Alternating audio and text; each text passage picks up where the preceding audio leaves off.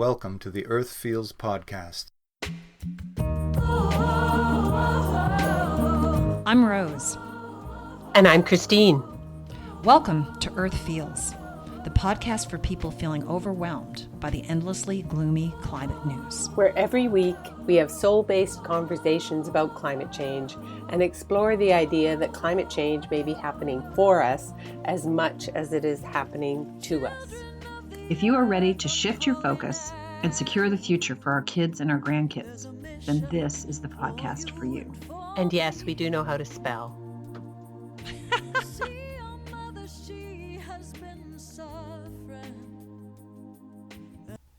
Hi, Rose here.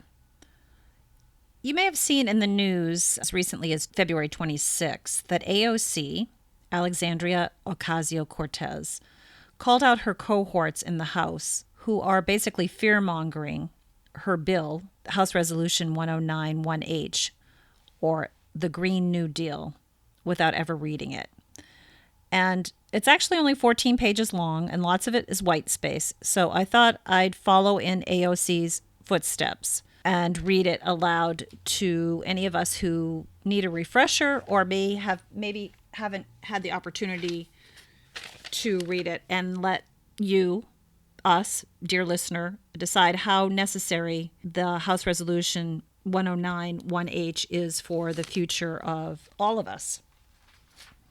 How necessary it is for the future of the world at large, with America being the biggest, well, maybe behind China, right? Being one of the biggest producers of carbon. Essentially, the New Deal seeks to move us toward net zero greenhouse gas emissions while providing good, high-paying jobs in the energy sector. I'm not really seeing anything scary about it, but let's see if you do. House Resolution 109, recognizing the duty of the federal government to create a Green New Deal. Whereas the October 2018 report entitled Special Report on Global Warming of 1.5 degrees Celsius by the Intergovernmental Panel on Climate Change and the November 2018 Fourth National Climate Assessment Report found that 1. Human activity is the dominant cause for observed climate change over the past century. 2.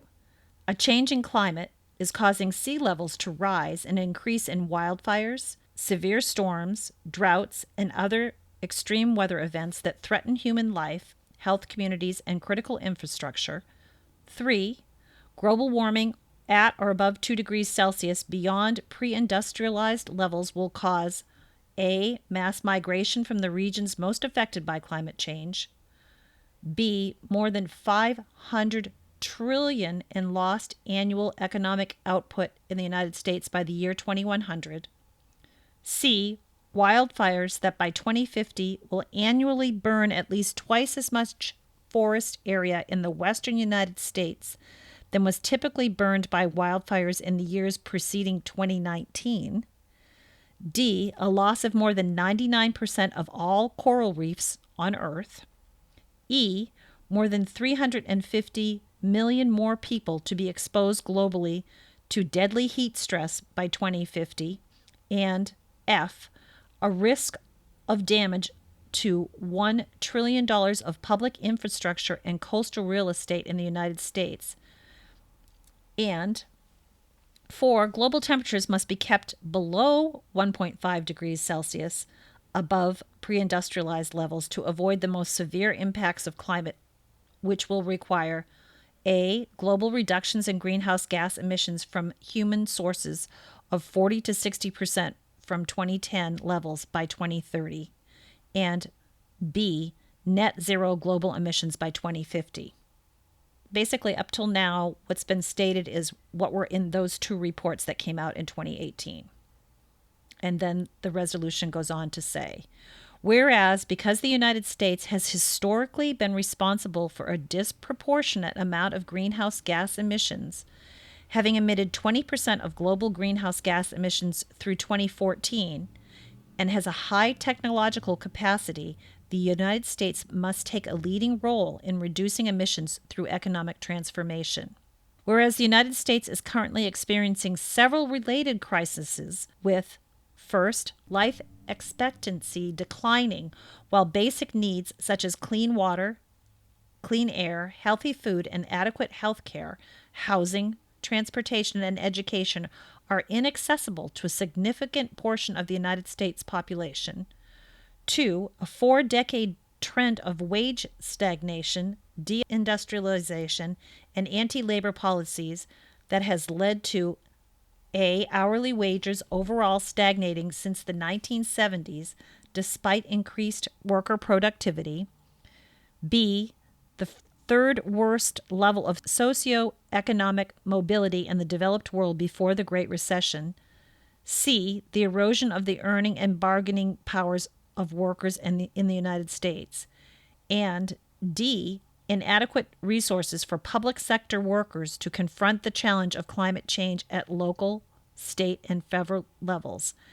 And 3, the greatest income inequality since the 1920s, with A, the top 1% of earners accruing 91% of gains in the first few years of economic recovery after the Great Recession, B, a large racial wealth divide amounting to a difference of 20 times more wealth between the average white family and the average black family, and C, a gender earnings gap that results in women earning approximately 80% as much as men at the median.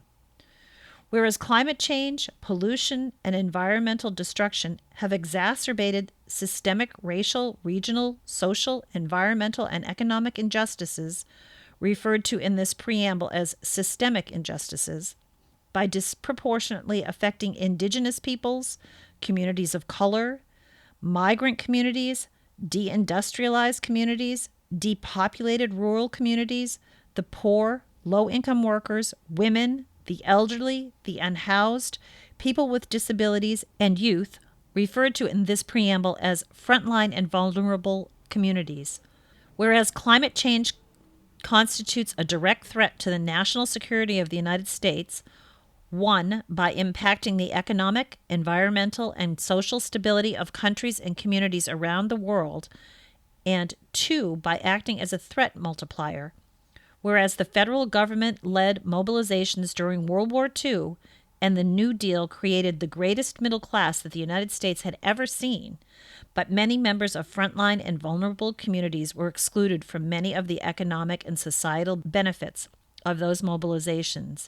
And whereas the House of Representatives recognizes that a new national, social, industrial, and economic mobilization on a scale not seen since World War II and the New Deal era is a historic opportunity, 1, to create millions of good high-wage jobs in the United States, 2, to provide unprecedented levels of prosperity and economic security for all people of the United States, and 3, to counteract systemic injustices.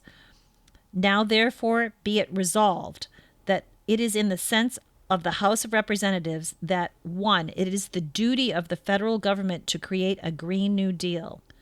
A, to achieve net zero greenhouse gas emissions through a fair and just transition for all communities and workers. B, to create millions of good high-wage jobs and ensure prosperity and economic security for all people of the United States. C, to invest in the infrastructure and industry of the United States to sustainably meet the challenges of the 21st century. D, to secure for all people of the United States for generations to come, 1, clean water and air, 2, climate and community resiliency, 3, healthy food, 4, access to nature, and 5, a sustainable environment. And E, to promote justice and equity by stopping current, preventing future, and repairing historic oppression of indigenous peoples, communities of color, migrant communities, deindustrialized communities, depopulated rural communities, the poor, low-income workers, women, the elderly, the unhoused, people with disabilities, and youth, referred to in this resolution as frontline and vulnerable communities. The goals described in subparagraphs A through E of paragraph 1, referred to in this resolution as the New Green Deal goals, should be accomplished through a 10-year national mobilization, referred to in this resolution as the Green New Deal mobilization, that will require the following goals and projects. A. Building resiliency against climate change-related disasters, such as extreme weather, including by leveraging funding and providing investments for community-defined projects and strategies. B. Repairing and upgrading the infrastructure in the United States, including 1. By eliminating pollution and greenhouse gas emissions as much as technologically feasible. 2. By guaranteeing universal access to clean water. 3. By reducing the risks posed by climate impacts. And 4. By ensuring that any infrastructure bill considered by Congress addresses climate change. C. Meeting 100% of the power demand in the United States through clean, renewable, and zero-emission energy sources, including 1. By dramatically expanding and upgrading renewable power sources, and 2. By deploying new capacity. D. Building and upgrading to energy-efficient, distributed, and smart power grids and ensuring affordable access to electricity. E. Upgrading all existing buildings in the United States and building new buildings to achieve maximum energy efficiency, water efficiency, safety, affordability, comfort, and durability, including through electrification. F. Spurring massive growth in clean manufacturing in the United States and removing pollution and greenhouse gas emissions from manufacturing and industry as much as is technologically feasible, including by expanding renewable energy manufacturing and investing in existing manufacturing and industry. G. Working collaboratively with farmers and ranchers in the United States to remove pollution and greenhouse gas emissions from the agricultural sector as much as is technologically feasible, including 1. By supporting family farming, 2. By investing in sustainable farming and land practices that increase soil health, and 3. By building a more sustainable food system that ensures universal access to healthy food. H. Overhauling transportation systems in the United States to remove pollution and greenhouse gas emissions from the transportation sector as much as is technologically feasible, including through investment in 1. Zero-emission vehicle infrastructure and manufacturing, 2. Clean, affordable, and accessible public transit, and 3. High-speed rail. I. Mitigating and managing the long-term adverse health, economic, and other effects of pollution and climate change, including by providing funding for community-defined projects and strategies. J. Removing greenhouse gases from the atmosphere and reducing pollution by restoring natural ecosystems through proven low-tech solutions that increase soil carbon storage, such as land preservation and afforestation. K. Restoring and protecting threatened, endangered, and fragile ecosystems through locally appropriate and science-based projects that enhance biodiversity and support climate resiliency. L. Cleaning up existing hazardous waste and abandoned sites, ensuring economic development and sustainability on those sites. M. Identifying other emission and pollution sources and creating solutions to remove them. N. Promoting the international exchange of technology, expertise, products, funding, and services with the aim of making the United States the international leader on climate action and to help other countries achieve a new Green Deal. 3. A new Green Deal must be developed through transparent and inclusive consultation, collaboration, and partnership with frontline and vulnerable communities, labor unions, work cooperatives, civil society groups, academia, and businesses. And 4. To achieve the Green New Deal goals and mobilization, a Green New Deal will require the following goals and projects. A. Providing and leveraging in a way that ensures that the public receives appropriate ownership stakes and returns on investment, adequate capital, including through community grants, public banks, and other public financing, technical expertise, supporting policies and other forms of assistance to communities, organizations, federal, state, and local government agencies, and businesses working on the Green New Deal mobilization.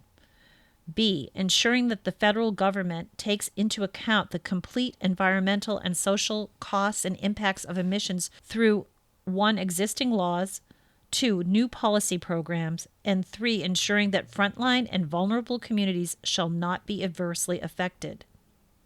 C, providing resources, training, and high-quality education, including higher education, to all people of the United States with a focus on frontline and vulnerable communities so that all people of the United States may be full and equal participants in the Green New Deal mobilization. D, making public investments in the research and development of new, clean, and renewable energy technologies and industries.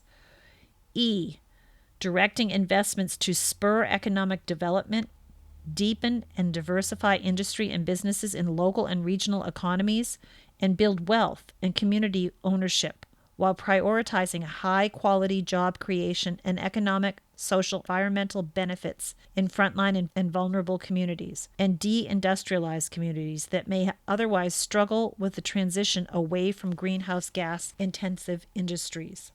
F, ensuring the use of democratic and participatory processes that are inclusive of and led by frontline and vulnerable communities and workers to plan, implement, and administer the Green New Deal mobilization at the local level. G, ensuring that the Green New Deal mobilization creates high-quality union jobs that pay prevailing wages, hire local workers, offer training and advancement opportunities, and guarantee wage and benefit parity for workers affected by the transition. H, guaranteeing a job with a family-sustaining wage, adequate family and medical leave, paid vacations, and retirement security to all people of the United States. I, strengthening and protecting the right of all workers to organize, unionize, and collectively bargain free of coercion, intimidation, and harassment. J, strengthening and enforcing labor, workplace health and safety, anti-discrimination, and wage and hour standards across all employers, industries, and sectors. K, enacting and enforcing trade rules, procurement standards, and border adjustments with strong labor and environmental protections. 1, to stop the transfer of jobs and pollution overseas, and 2, to grow domestic manufacturing in the United States. L, ensuring that public lands, waters, and oceans are protected, and that eminent domain is not abused. M, obtaining the free, prior, and informed consent of Indigenous peoples for all decisions that affect Indigenous peoples and their traditional territories, honoring all treaties and agreements with Indigenous peoples, and protecting and enforcing the sovereignty and land rights of Indigenous peoples. N, ensuring a commercial environment where every business person is free from unfair competition and domination by domestic or international monopolies. And O, providing all people of the United States with 1, high-quality health care, 2, affordable, safe, and adequate housing, 3, economic security, and 4, clean water, clean air, healthy and affordable food, and access to nature. So there you have it, House Resolution 109IH. Doesn't sound too scary to me. Thanks for listening. That's this week's episode of Earth Feels. Special thanks to singer-songwriter Kristen Hoffman for generously allowing us to use Song for the Ocean. Thanks for listening. Don't forget, subscribe to our podcast so you don't miss an episode. Catch you next time. Bye-bye. Children of the earth, I'm calling out. There's a mission for you and for me.